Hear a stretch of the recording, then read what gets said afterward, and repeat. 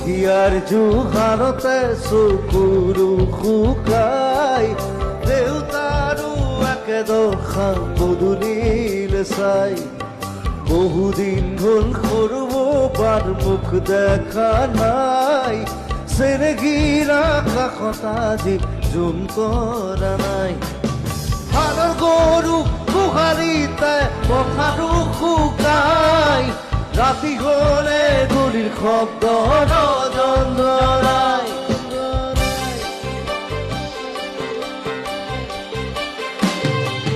সোণেৰে সজোৱা প্ৰজা দহি কগি যায়